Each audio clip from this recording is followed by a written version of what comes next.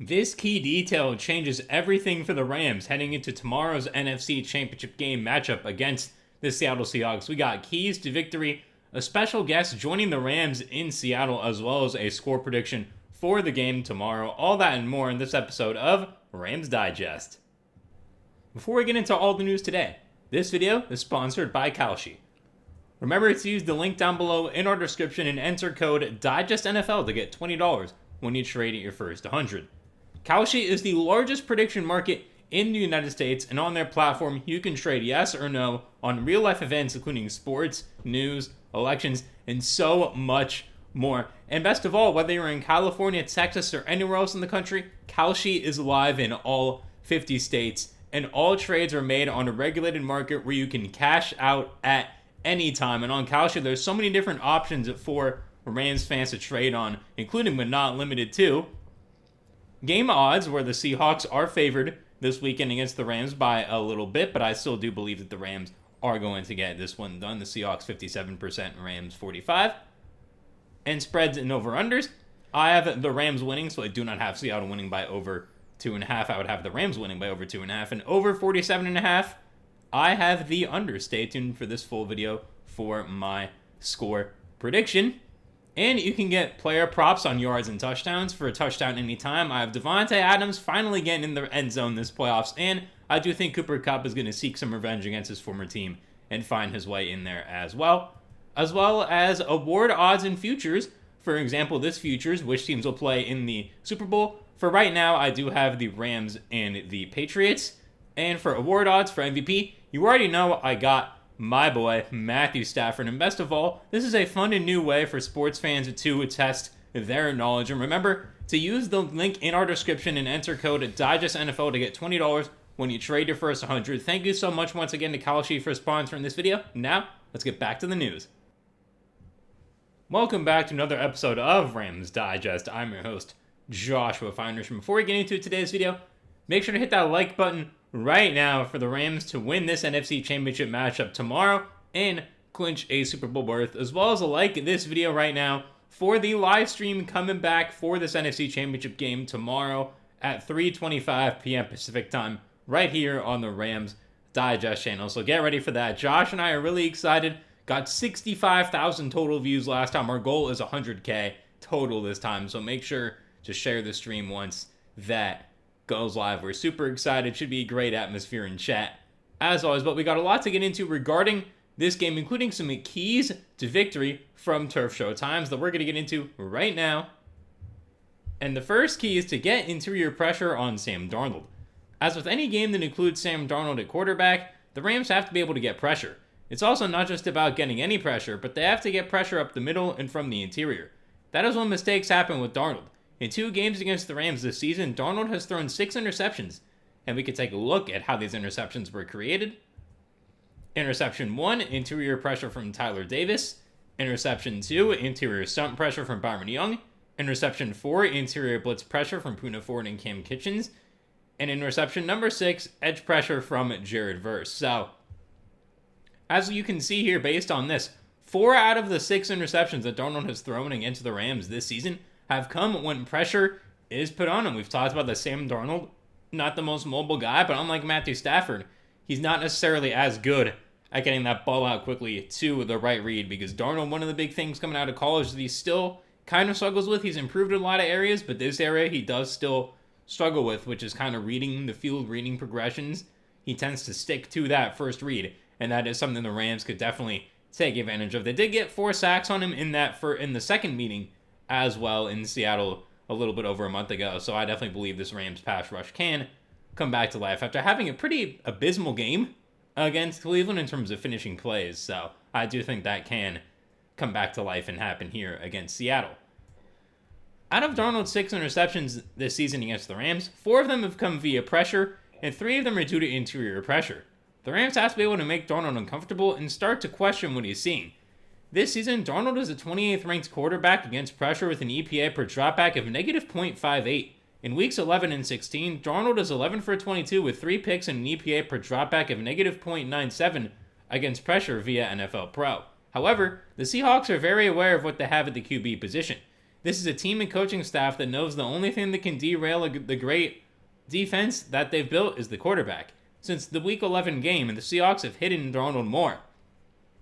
Yeah, they have. It's something I've kind of talked about leading into this game too. The last game against the Niners, only throwing the ball 17 times. Again, played a mistake-free football, didn't lose him the game, but he wasn't the reason why they won. That was a great overall team win. Obviously, Snead running the kickoff back on the first play, that flips the momentum. Us Rams fans here at our Rams Digest, we know all too well what that can do up in Seattle, but we do have some stats to look into regarding the Rams hiding Darnold.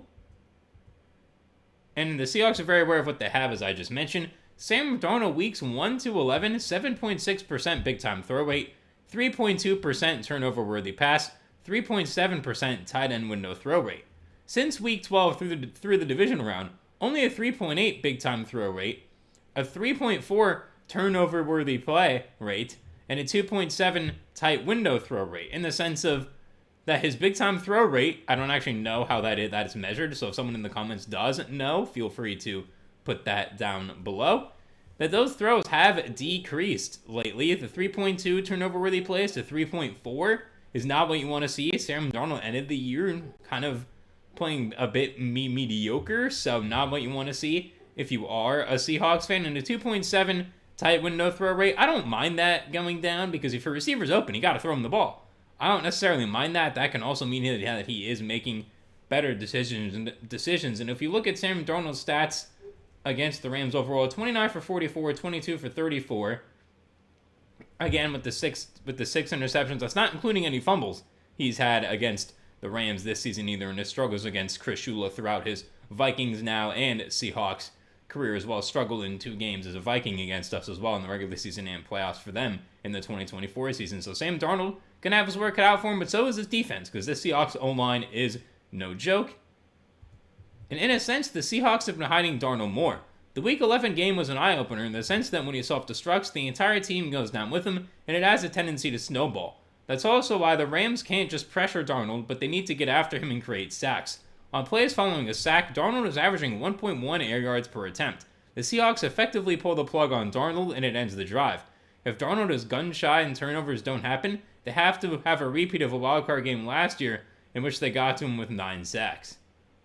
Yeah, he didn't have a lot of turnovers in that wildcard game, as I mentioned, but they were able to get to him with 9 sacks. That Vikings O-line, not nearly as good as this Seahawks O-line, but this article says it itself. 1.1 air yards per attempt after a sack. Sam Darnold, once he gets pressured, does not like that. It kind of rattles him a little bit, which we've seen throughout his entire career, but we've seen it in big moments as well. We saw the pass rush of the Niners, which hadn't been good since they were so unfortunately very injured.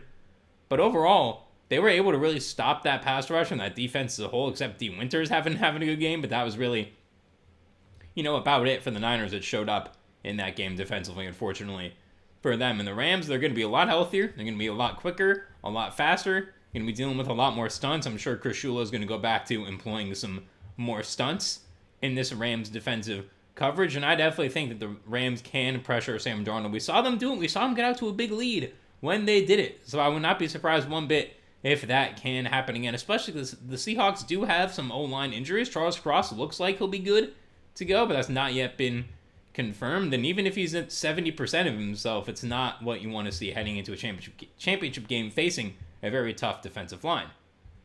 And then they got to take away Kenneth Walker. This really ties into the first point, but a reason the Seahawks have been able to hide Darnold as much as they have is because of the resurgence of the run game. Early on in the season and in the Week 11 matchup, the Seahawks really struggled running the ball. From weeks 1 to 11, the Seahawks ranked 29th in rushing success rate and yards per carry. While they only ranked 23rd in rushing success rate since then, they ranked 6th in yards per carry. The explosive run rate jumped from 4.6 to 8.6%, which also leads the NFL. Yeah, Kenneth Walker has looked awesome to end the year. He's averaged a lot more yards per carry. Got his average yards per carry all the way back up to 4.6 after it was under 4 for most of the year. Kenneth Walker, it didn't look good for him halfway through the year in terms of his NFL feature as a whole. Honestly, it was that alarming. And then he had such an amazing second half, especially in the second game against the Rams. If we get those stats coming up here for you, just not what you wanted to see there whatsoever at all. And for Kenneth Walker, obviously, 11 carries, 100 yards, and a touchdown in the second meeting against the Rams 3 catches for 64 yards as well. So he was a demon against us, and the Rams definitely need to do a better job of guarding those screen passes as well, because if there is pressure, wouldn't be surprised if the Seahawks go back to throwing a lot of screen passes, which worked so well for them in our last matchup. It's basically the opposite of the Rams. From weeks 1 to 11, the Rams defense allowed a rushing success rate of 47.7%, which was top 10 among defenses, and their 1.5% explosive run rate allowed was tied with the Denver Broncos for the best in the NFL. Since then, the success rate has remained exactly the same at 47.7%. However, their 5.5% explosive run rate allowed is the 6th highest. In Week 11, Walker had 16 carries for 67 yards. He had 11 carries for 100 yards in the second game. A big thing here is the Seahawks will be without Zach Charbonnet, who will be out with a torn ACL. That could make the Seahawks run game more one-dimensional. Additionally, Quentin Lake will be back, and he's only played 2 quarters against Seattle this season. He played just 38.1% of the defensive snaps in Week 11 before leaving the game with an injury. Yeah, that's the big thing too, is that when Quentin Lake is out there, the run defense just looks a lot better. Again, last week, the Bears were able to get a lot of yards as a team. However, part of that is due to Caleb Williams being such a good running quarterback that it is a lot more difficult to stop him. Charbonnet gave the Rams some trouble at the goal line, especially in their second meeting, and unfortunately, he's out for the rest of this season with a torn ACL, so the Seahawks are going to be relying on George Holani. And I learned this today, former Ram Cam Akers is actually on the Seahawks currently. I guess they signed him. He will be on the active roster, so that'll be interesting to see what he does. Could be a Cam Akers revenge game there. Who knows? So if the Rams can even gas out Kenneth Walker and they have to rely more on George Holani and Cam Akers, this Rams defense will have done their job, but it's still going to be tough because Kenneth Walker's been running with a purpose these last handful of games, and I wouldn't be shocked if he continues that here against the Rams, just with his drive, not necessarily with the output that he had in the last few. And Lake being back allows the Rams to defend the run on early downs and nickel, which should limit the explosive runs. If the Rams can get Darnold and the Seahawks offense into 3rd and longs, they're 24th in EPA per dropback when passing on late downs since Week 10. 3 of Darnold's interceptions have come in passing situations on 3rd down. The Rams need to win the run game on early downs and force the Seahawks into their drop-back passing game. Walker is inefficient down to down. This season, he ranks 45th out of 49 running backs in success rate. However, he is 2nd in the NFL in explosive run rate at 8.1%, and is 1st in missed tackles forced per attempt at 0.28. The Rams have to be able to come up and gang tackle Walker behind the line of scrimmage. He doesn't break tackles and is stuffed at a 48.4% rate. If the Rams can win at the run game and force the Seahawks to lean on Darnold, they will have a good chance to win, there. I do fully agree with this. This is what you have to do. The Niners couldn't do it. Unfortunately, with some injuries there, the Rams did it in the first game, and they did it for most of the second game, too. This is why I think the Rams have a better chance than a lot of people are giving them credit for. Did Seattle's defense look awesome against San Fran? Yes, because San Fran's O-line was generally healthy. McCaffrey was there. No Kittle. I think if Kittle's there, they still lose, but it's definitely not 41-6, so. But the Rams being healthy on offense, the O-line, except Havenstein's healthy, they got all their tight ends, they got all their receivers, all their running backs. Matthew Stafford, not going to be in freezing cold. I think this offense is going to put up a lot of points. We saw Matthew Stafford have a nearly 500-yard game last time they were in Seattle, and the Seattle offense didn't respond until Shaheed flipped the game with a punt return touchdown, I should say. So I do think this defense can be up for the task, especially now that Kenneth Walker is going to be heavily leaned on in the run game with no Zach Charbonnet. I do believe this Rams defense is up for the task. And the next thing is to communicate protection equals a consistent Stafford. If the Rams are going to win this game, Matthew Stafford needs to be better than he has over the last 2 weeks. That's not to say that Stafford has been bad. When the Rams have needed Stafford, he's shown up in a big way. At the same time, he's disappeared for almost half the game in both playoff wins. During the playoffs, the Rams have averaged 0.59 EPA per pass in the first and fourth/overtime quarters. In the second and third quarters, this is just negative 0.56. Much of that is because of the pressure that the Panthers and Bears have been able to generate. Yeah, the Panthers getting some pressure, not surprising, because they do have Derek Brown, and Derek Brown is very good, and they have a lot of young defenders. The Bears were one of the worst pressure teams in the league this year. That game, Josh and I kept saying, the O-line was missing blocks. You saw some tight ends missing blocks, some running backs missing blocks. You saw a lot of people missing their blocks, and that nearly led to a Rams defeat when the defense actually showed up pretty well throughout that entire game, and that almost led to the defeat. This O-line has to be better. You got DeMarcus Lawrence and Shannon Nwosu Leonard Williams, just to name a few guys out there in Seattle who can get to the quarterback. And I wouldn't be surprised if we see a lot of cornerback blitzes as well throughout this game. Mike McDonald's defense going to be working its magic. So this O-line is going to have to be ready for some trick plays and tricky coverages coming up, and so will Matthew Stafford. It's easy to point to last year's overtime win against the Seahawks, in which the Rams' offense disappeared for stretches of the win, as evidence they could still win with defense. That's not to say that the defense can't win this game, but it'll be much more difficult if the offense of Stafford disappear for a long stretch. The Seahawks are too good for Stafford to go on another stretch during the game in which he struggles to complete a pass. The Rams are only going to go as far as Stafford takes them, and that starts with protecting the quarterback. The Seahawks' defense is much better than the ones they've played in the first 2 playoff games. The Seahawks have a defensive front that can get after the quarterback. The Rams need to be able to communicate protection and calls in a hostile environment, especially on the right side with Warren McClendon. McClendon, not your typical starter, still filling in there for Rob Havenstein, so that is definitely something to keep an eye on. Dotson being back is going to help, getting a steady presence there for a second game. He's going to be less rusty. You saw Coleman Shelton and Steve Avila missing blocks as well. 2 guys, especially Avila, not missing a lot of blocks, so I think the O-line's going to be up for it. They may have to go no huddle. I was listening to the radio earlier today. I forget what show it was, but they were saying the Rams went no huddle early in Chicago to try to quiet the crowd. I think they're going to have to do the same, especially with the 12th man being one of the 2 loudest stadiums up there with Arrowhead throughout the NFL in terms of playoff home field advantage. So it's definitely going to be a key test for this Rams O-line. I think they can do it. The O-line's going to have to be better if the Rams want to come out with a win over this Seahawks team. And leave down below in the comments right now what's your biggest key to the game. I also did a short a little bit earlier about the Rams run game needing it to be better than it has been as well. So that's another key if you want to go watch that after this video. Make sure to do so, but make sure to comment down below right now your biggest key to victory. To me, it's the pass rush. Pass rush has got to be better, but real quick, before my score pick, stay tuned for the end for that, we have a key Rams great coming into Seattle to be an honorary captain. This is from Rams Wire that we're going to get into right now.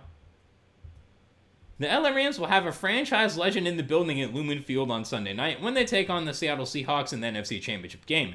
And it's a guy who knows a thing or two about winning conference titles. The team announced on Saturday, today, that Aaron Donald will be their honorary captain for Sunday's matchup with the Seahawks. He'll be in attendance watching his former team take on one of their biggest rivals with a spot in the Super Bowl up for grabs. Donald shared a message for the Rams on IG Friday, urging them to get it done. Now it's confirmed he'll be there in person cheering them on. First off, like this video right now for Aaron Donald. In my opinion, the greatest Ram of all time coming to this game. Need it. You need it. You need it. Any boost you can get being on the road, you take. I'm sure the Rams reached out and Aaron Donald was like, you know what? I got to be there for the boys. Got to do it. Normally Saturdays are for the boys, but for this, Sundays are for the boys. So there we go. Aaron Donald, loving it, loving it, loving it. We'll see what role he has, unless if he's only going to be in attendance. I'm sure he'll try to speak to the team a little bit before the game. So, but hopefully the Rams can win because he will be there. And Donald was also in attendance for the playoff win against the Vikings last year, traveling to Arizona to watch them beat Minnesota in the wildcard round. This game is even better as someone who owned the Seahawks throughout his career. He's surely hoping to see his former teammates knock out Seattle on Sunday. Some of his former teammates, I should say. I mean, yeah, why not, right? Why not? If you're the Rams, I love this move and instill some fear into the Seahawks fans' eyes. I'm just saying, if you're St. Aaron Donaldson, you're not trying to start a fight because you know you're going to lose. You're not trying to trash talk anybody. You try to trash talk, you turn around and you see Aaron Donald. Oh, nope, I'm sorry, sir. I did not mean any of that. No. Maybe that will instill some fear in the Seahawks. I love this move for the Rams. Again, like this video just for Aaron Donald being mentioned and the fact that he will be at this game. A great psychological move. Not just psychological move, but great move for the NFL as well, just so that the fans can see Aaron Donald in the stadium for this game tomorrow. But I do hope he has somewhat of a role in terms of speaking to the team before the game, getting them hyped up, because I do think that is important heading into a big game like this. Now, what you've all been waiting for, my score pick. To me, Rams coming in pretty healthy. Seahawks are down Charbonnet, but besides that, it's going to be a pretty healthy game overall. Again, the pass rush going to be key. Both run games going to be key. The Rams have the healthier backs coming into today. I do think the Rams have the quarterback advantage. Head coach advantage, I am going to give it to McVay slightly. I do still think he is a better coach than Mike McDaniel. Mike McDonald, by the way, very good head coach. Obviously, the defense, I do think the Seahawks have a better defense. O-line, I think, is split. Running backs, I'm going Rams. Receivers, going Rams. Tight ends, pretty split, but I do think the Rams just have more options available. But with that being said, I have the Rams winning 24-21. I think it's going to be a very close game. Medium scoring game, as you heard in my ad read. I did have the under on the 47.5 points based on the Kalshi odds, so I do believe that will be the case. I have 45 points being scored. But that is all for this episode of Rams Digest. Thank you very much for watching. As always, make sure to leave a like on this video right now for the Rams to make the Super Bowl and win this game. Leave a like as well for our stream tomorrow, 3:25 p.m. Pacific time. Hoping to see you all there. We loved last week, all 65,000 total views, trying to get 100K, so make sure to share the stream, share the channel once that comes up. And leave me in the comments right now down below as well your thoughts on the keys to victory and your score prediction. I want to know. I've been your host, Joshua Finehirsh, as always. Thank you very much for watching another episode of Rams Digest. I hope you enjoyed it. I will see you tomorrow for the live stream, and have a great rest of your day.